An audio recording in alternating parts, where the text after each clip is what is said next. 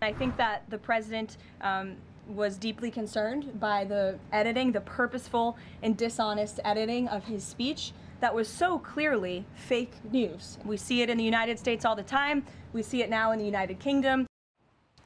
The White House is lacing into the BBC over its airing of a misleadingly edited clip of the president's speech on January 6, 2021. We're going to show you side by side. Oh, it wasn't a mild edit. It was a complete regeneration of the truth.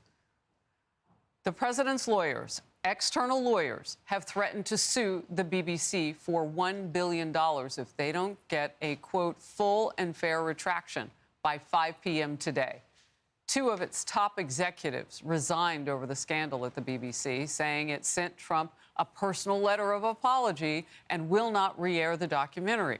And it adds, quote, while the BBC sincerely regrets the manner in which the video clip was edited, we strongly disagree there is a bias or a basis. The White House reacted strongly after the BBC aired a heavily edited clip of President Trump's January 6 speech.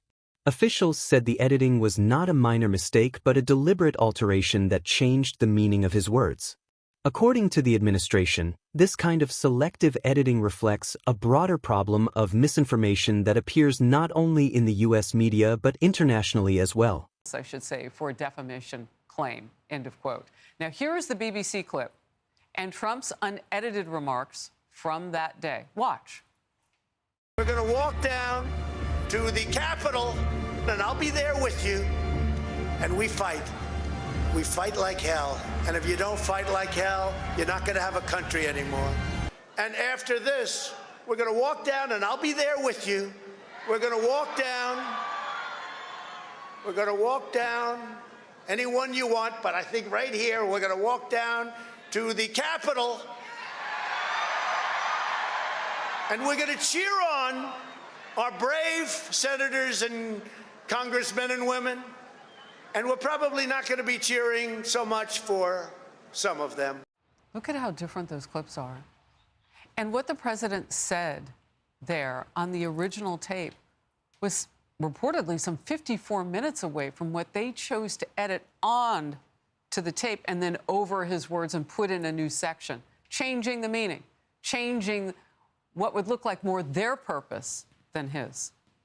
Podcaster Joe Rogan with a blistering takedown of BBC. It seems like these people felt justified for completely lying because it would lead to an ultimate good. So they lost. Trump's legal team reportedly threatened a $1 billion lawsuit unless the BBC issued a full and fair retraction by the deadline. Following public backlash, senior BBC executives resigned, and the network sent a personal apology letter to Trump. While the BBC admitted regret over how the clip was edited and agreed not to re-air the documentary, it denied accusations of bias or defamation. All journalistic integrity. And it is the BBC, which is like the height of journalistic integrity. If that doesn't show the rot of mainstream corporate-controlled media, then nothing does. Right. Because that's pure rot. Fox News political analyst now, Lisa Booth. Lisa, when you look at that tape, I mean, it's you can't even say that it's a mistake. It looks purposeful, or maybe it was. Well, it looks like election interference, right? So they rip out what he said in the interim there, which is he said peacefully and patriotically. And then you jump right to fight like hell 54 minutes later. What do you think the objective was here? And they dropped this right before the 2024 presidential election. They were trying to paint the picture that President Trump intentionally incited January 6th by lying to their viewers. And you can look at the 2024 presidential election, Harris. When viewers compared the BBC's broadcast with Trump's full, unedited remarks, the difference was striking. The aired clip removed key context, cutting out a portion spoken nearly an hour earlier and inserting different language over it.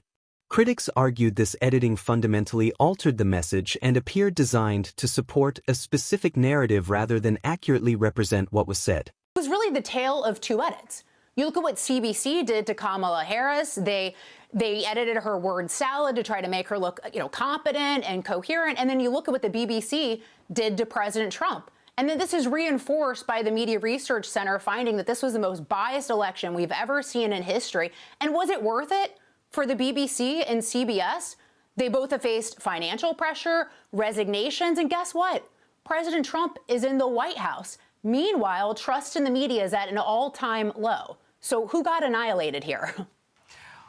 All right, next topic for us. The liberal media continued trashing Charlie Kirk 2 months after his assassination. And during an interview this week, Katie Couric, remember her?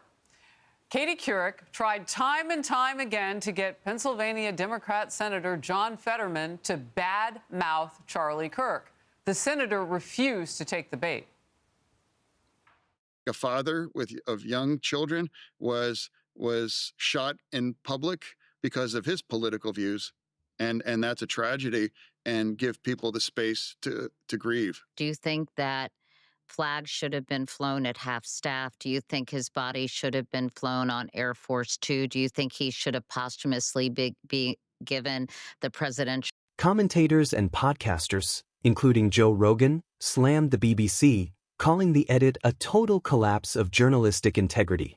Political analysts suggested the timing, right before a major election, raised serious concerns. They argued similar media practices had been used elsewhere, selectively editing political figures to influence public opinion, which further damaged trust in mainstream media. Medal of Freedom. I think some people felt that that was perhaps over the top in terms of mourning someone like Charlie Kirk. How did you feel about that? I'd say that was his choice and his prerogative, and that was really entirely up to him. Did you have any issues now in hindsight over some of the things that Charlie Kirk said and some of the rhetoric he used during his life? I didn't agree with much of it. I didn't closely follow his specific kinds of views. That would never justify what's happened. Lisa, what's your reaction? Well, why does it matter what Charlie Kirk's rhetoric was? He was assassinated. He's dead. What is her intention here? Is she trying to imply that somehow Charlie Kirk had it coming, which is what we've heard from a lot of people on the left, and even worse than that, some celebration from the left? And I would argue that the media is actually to blame for a lot of the violence and the discord we've seen in the country, particularly when you were following that live coverage of what was happening in Chicago. The media has claimed, they've lied about some of these ICE arrests. They've lied about the fact that ICE has arrested the majority of the people that they've arrested have been criminals. You can go back to the lies about Michael Brown and hands up, don't shoot that led to this war on cops because people thought that cops were just going around and gunning down unarmed black men, even though the statistics didn't prove that out. Or you can look at what happened to President Trump in his the assassination attempt against him.